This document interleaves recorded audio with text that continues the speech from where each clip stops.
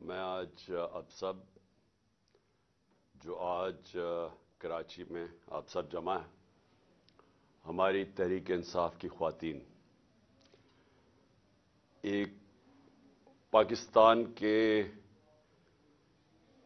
اس وقت، اس مومنٹ پہ، اس تاریخی مرحلے پہ میں آج آپ سے بات کر رہا ہوں، اور میں چاہتا ہوں کہ آپ نے سب نے جتنی آپ جہاں تک مجھے پتا کہ 400-500 خواتین ہماری بیٹھی ہوئی ہیں، میں آپ سب کے لیے جو آج پیغام دوں گا آپ نے یہ یاد رکھنا، کیونکہ دیکھیں ملک کی تاریخ میں ایسے وقت آتے ہیں جن کو تاریخ ڈیفائننگ مومنٹس کہتی ہے۔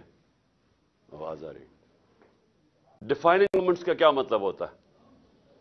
ڈیفائننگ مومنٹس کا مطلب یہ ہوتا ہے کہ وہ فیصلہ کن ٹائم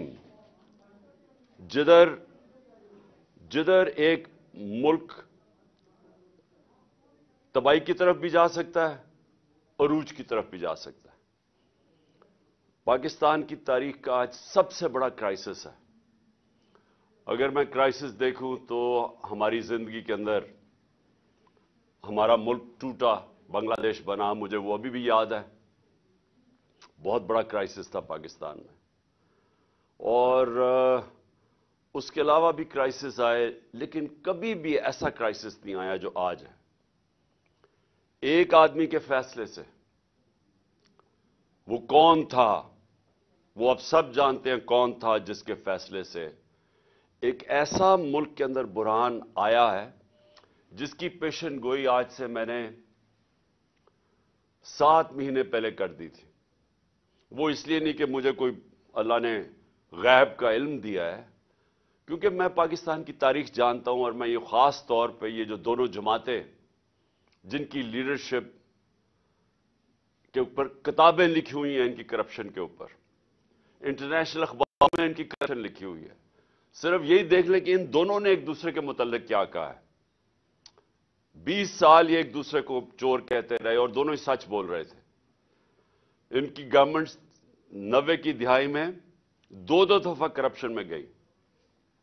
تو جب یہ 2 کرپٹ خاندان اوپر بیٹھے تھے تو آپ یاد رکھیں کہ ہندوستان 90 کی دہائی میں پہلے ہمارے سے آگے نکلا۔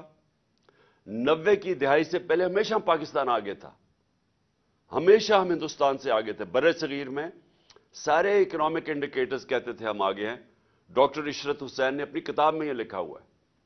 لیکن 90 کی دہائی جب ان دونوں کی پارٹنرشپ لگی، تب سے پاکستان پیچھے رہ گیا اور بنگلہ دیش بھی آگے نکل گیا۔ تو جو میں آج آپ کو بات بتانا چاہتا ہوں، یہ آپ نے بڑے غور سے اس لیے سننی ہے کہ یہ اس کے ہماری اب جد و جہد کے اوپر پاکستان کا جو مستقبل ہے وہ ڈپینڈ کر رہا ہے۔ ہم کتنی محنت کرتے ہیں، کتنی جد و جہد کرتے ہیں، کتنی لوگوں کے اندر شعور پیدا کرتے ہیں۔ ہم نے جو ڈور ٹو ڈور کیمپین شروع کی ہوئی ہے، ہم گھروں میں جا کے لوگوں کو جگاتے ہیں، اور جتنا عوام میں شعور آتا جائے گا اتنا ہی ہم یہ جو اتنا بڑا آج کرائسس کے اندر ہم پڑ گئے اور یہ مزید بگڑے گا، ہم اس کا مقابلہ کر لیں گے۔ اور واحد آپ کی جماعت ہے۔ یہ یاد رکھیں، آج اگر قوم کسی کی طرف دیکھ رہی ہے وہ آپ کی طرف دیکھ رہی ہے، کیونکہ یہ سب ایک طرف ہو گئے ہیں۔ ساری جماعتیں جو 30 سال سے، اور خاص طور پہ یہ 2 بڑی جماعتیں جو اقتدار میں بیٹھی رہی ہیں، یہ سب ایک طرف ہو گئی ہیں۔ اور اس وقت قوم کو سوائے آپ کی جماعت کے کوئی اور نہیں نظر آ رہا جو پاکستان کو اس مشکل وقت سے اب نکالے گا۔ اور یہ ہمیشہ یاد رکھیں کہ ہم اب تک یہ امید لگا کے رہتے تھے جی کہ چلیں جی پولیٹیشن نے برا کیا تو اسٹیبلشمنٹ آ جائے گی اور وہ بچا لے گی۔ اس وقت جدھر ہم کھڑے ہیں اس میں ایک آدمی جس کے پاس بڑی طاقت تھی، جنرل باجوہ، اس کا بہت بڑا ہاتھ ہے، بلکہ اسی کا ہاتھ ہے جو آج ہم یہاں کھڑے ہیں۔ اور میں پھر سے کیونکہ بار بار اپنی قوم کو یہ بتانا چاہتا ہوں کہ میں نے اس کو بتایا بھی تھا، اور میں نے شوکت ترین کو بھی بھیجا اس کو سمجھائیں کہ اگر آپ نے حکومت کو، ہماری حکومت کو ڈی سٹیبلائز کیا، جو بڑی مشکلوں سے ایک بینکرپٹ ملک تھا جو ہمیں ملا تھا، آج وہ کوئی اخبار میں اشتہار آیا ہوا ہے جی کہ انہوں نے ڈیفالٹ سے بچا لیا پاکستان کو. یہ ابھی اسد عمر نے میرے سے پہلے آپ سے بات چیت کی تھی. اسد عمر فائنانس منسٹر تھے جب ہماری گورنمنٹ آئی 2018 میں. ذرا اسد عمر سے بعد میں پوچھیں کہ ہمارے اوپر کیا گزر رہی تھی جب ہمیں پتا چلا صرف $8 ارب کے ہمارے پاس ریزروز رہ گئے تھے. یہی اسحاق ڈار نے سارا پیسہ $1 کو صرف مصنوعی طور پہ کنٹرول کرنے میں اس نے ہمارے اربوں ڈالر کے ریزروز غائب کر دیے. اور وہ ٹائم تھا جب جو تیل انٹرنیشنل مارکیٹ میں وہ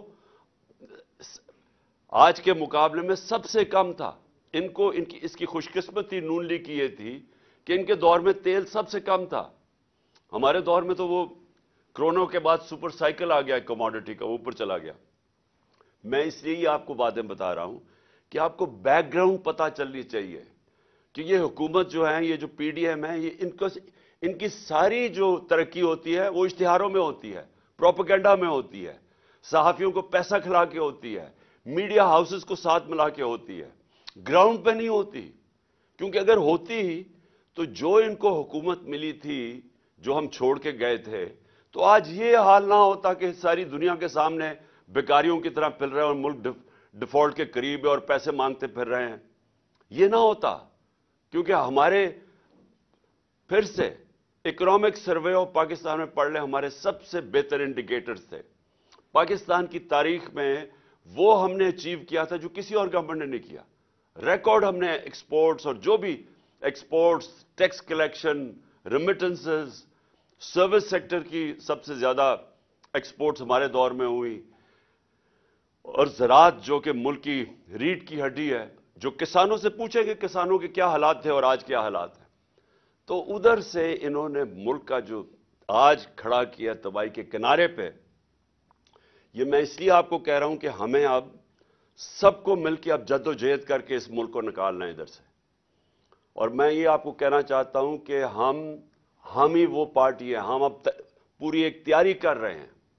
ہم اپنی اکانومی کے اوپر پورا ہم نے ایک وائٹ پیپر تو ان کا بتایا ہے، اور اپنا ہم اب بیٹھ کے باقاعدہ وار گیمنگ کر رہے ہیں کہ ہم نے پاکستان کو کیسے نکالنا ہے.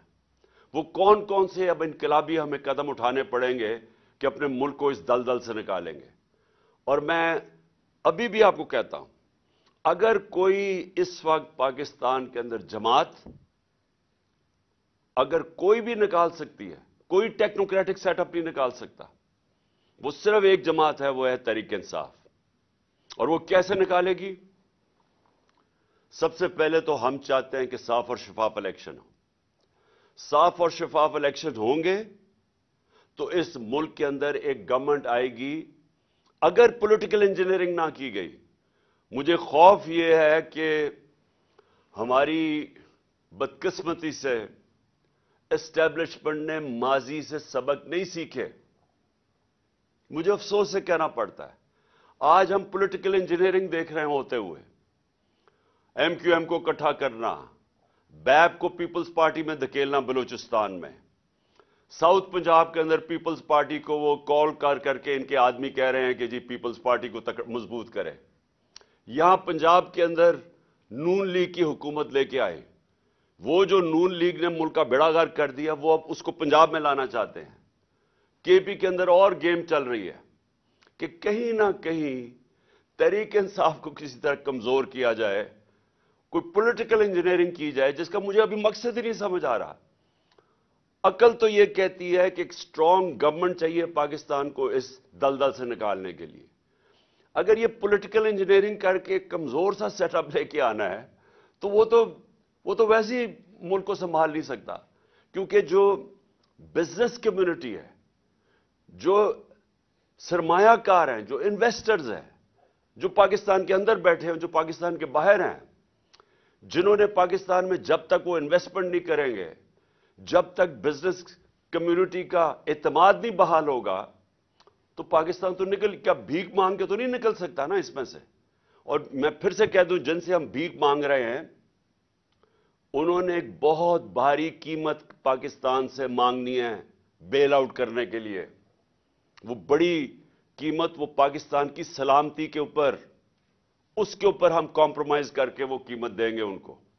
ملک کا مستقبل خطرے میں ڈال کے وہ جو قیمت مانگ رہے ہیں وہ دینی پڑے گی. لہذا ایک ہی طریقہ ہے، ایک مضبوط اور گورنمنٹ آئے جس کو لوگوں کو اور بزنس کمیونٹی کو اعتماد ہو کہ 5 سال کے لیے آئی ہے.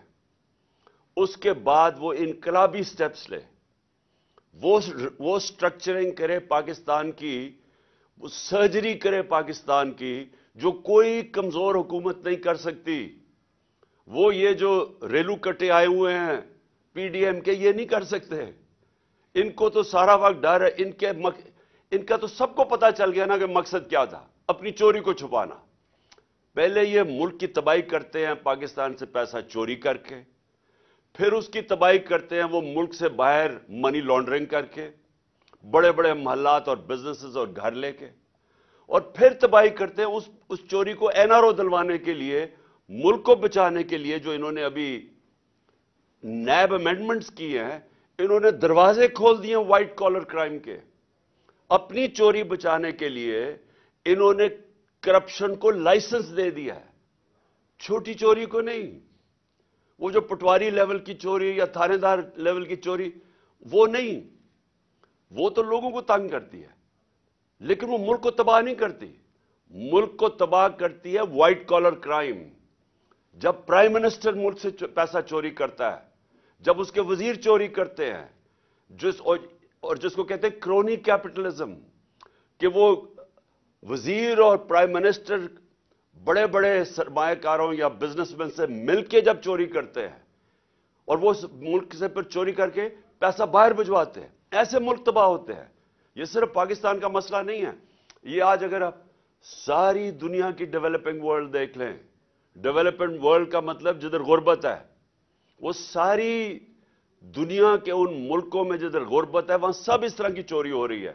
وائٹ کالر کرائم پکڑی نہیں جاتی وہاں، وہ پیسہ چوری کر کے باہر بھیجتے ہیں آف شور بینک اکاؤنٹس میں، لندن جیسے بڑے بڑے مے فیئر کے فلیٹس میں، ون ہائیڈ پارک جدھر کو کچھ 10 ارب روپے کا جناب شریف خاندان کے بیٹے کے گھر میں رہتا ہے. یہ چوری تباہ کرتی ہے قوموں کو. ڈالر کم ہوتے ہیں، روپے کی قیمت گرتی ہے، روپے کی قیمت گرتی ہے، مہنگائی آتی ہے، غربت بڑھتی ہے. جب آپ کا روپیہ گرنا شروع ہوتا ہے کوئی انویسٹ نہیں کرتا، وہ پیسے لوگ سارے ڈالروں میں رکھنے شروع ہو جاتے ہیں، ڈالرائزیشن آف اکانومی ہو جاتی ہے، انویسٹمنٹ رک جاتی ہے، بے روزگاری بڑھ جاتی ہے، مہنگائی بڑھ جاتی ہے، جو آج پاکستان میں ہو رہا ہے. تو اس لیے یہ جو وقت ہے، یہ وقت ہے جدوجہد کرنے کا. ہم ایک پرامن انقلاب بیلٹ باکس کے ذریعے لانا چاہتے ہیں. میں ساری ان قوتوں کو کہہ رہا ہوں جن کے پاس اس وقت طاقت ہے، میں آج آپ سب کو کہہ رہا ہوں کہ اگر آپ آج سب مل کے، سارے اداروں کو میں کہہ رہا ہوں کہ یہ پاکستان ہم سب کے ہاتھ سے نکل جائے گا. ہم اب سری لنکا سچویشن کے پہلے تو جب میں نے بات کی تھی 1 جون کے اندر ایک انٹرویو دیا تھا میں نے سبی ابراہیم کو، تو مجھے کہا تھا غدار ہے یہ. آج ساری دنیا وہ باتیں کر رہی ہے کہ ہم جا رہے ہیں ادھر جدھر سری لنکا کا مطلب یہ کہ لوگوں نے سڑکوں پہ اب آ جانا ہے. آٹے کی قیمت جدھر چلی گئی ہے اور آٹا مل نہیں رہا، وہ جو بیچارہ ایک آدمی کل آٹے کی لائن میں کھڑا ہو کے اپنی جان کھو بیٹھا ہے، یہ اب آگے مزید اور بڑھنے والا ہے. لوگوں کو کھانا جس ریٹ آٹے کی قیمت گئی ہے، ہمیں سب سے سوال پوچھنا چاہیے کون سی قیامت آ گئی پاکستان میں؟ کہ کیا اپریل میں کیا تھا، مارچ میں پاکستان کدھر کھڑا تھا اور آج کدھر کھڑا ہے؟ کیا ہوا ہے؟ سب سے مشکل تو تیل کی قیمتیں تھی نا، تیل اوپر چلا گیا تھا. ہمارے دور میں 70-80 ارب ڈالر سے تیل کی قیمت چلی گئی تھی $110-115 تک. مشکل تو ہمیں وہاں پڑی ہوئی تھی، اب تو تیل نیچے آ گیا ہے. تو کیا یہ وجہ ہے کہ آج پاکستان میں कीमतें भी आसमानों पे चले गई हैं, रुपया भी गिर गया है, इंडस्ट्री भी बंद हो रही है। आज 50 साल में सबसे ज्यादा महंगाई है पाकिस्तान में और बढ़ती जा रही है।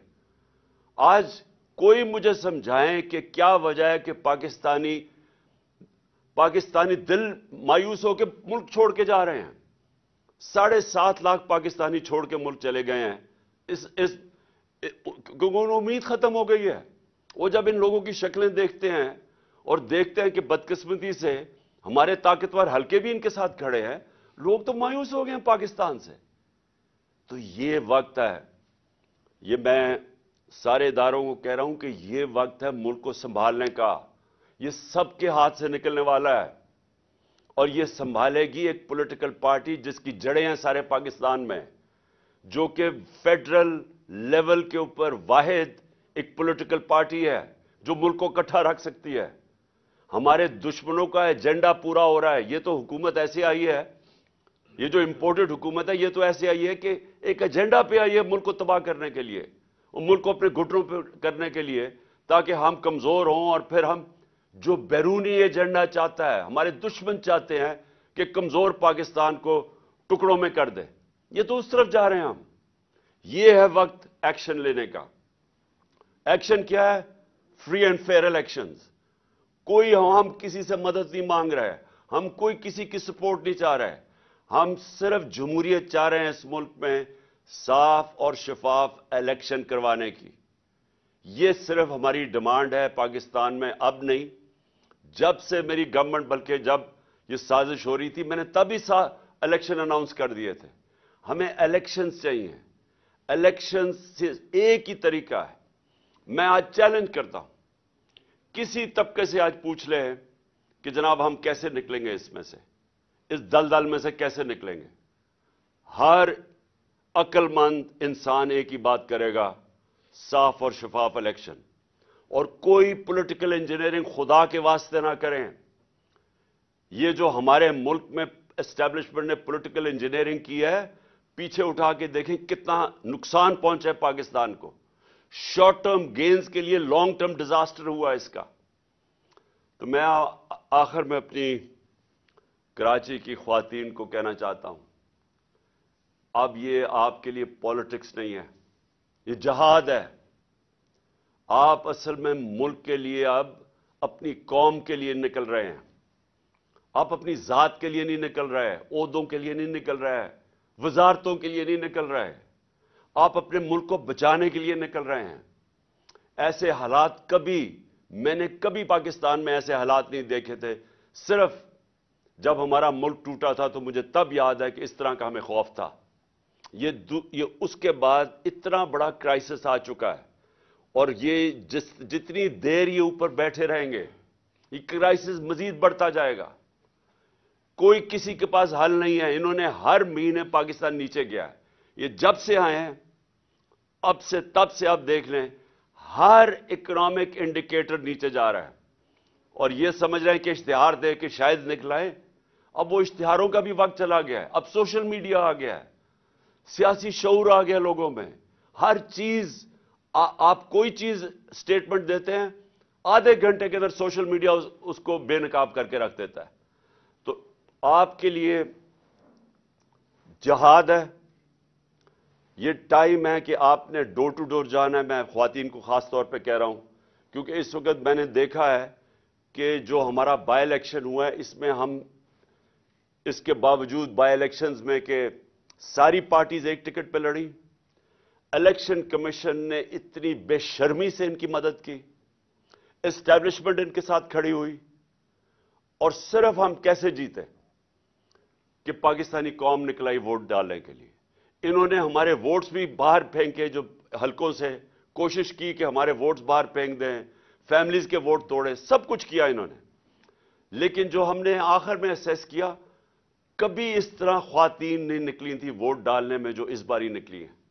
और मैं असल में कहूंगा कि हमें ख्वातीन की वोट ने असल में हमें ये सारे जो 75% बाय इलेक्शन हम जीते हैं, उन्होंने हमें जताए हैं। इसलिए आपके ऊपर बड़ी जिम्मेदारी है। आपका मुल्क है, आपकी फैमिलीज हैं, आपका मुस्तकबल है। आपने अब मिल के हमारे साथ اس ملک کی خواتین اور مردوں نے اور بچوں نے اور سٹوڈنٹس نے اور نوجوانوں نے مل کے اب انشاءاللہ پاکستان کو اس بحران سے نکالنا ہے۔ پاکستان زندہ باد۔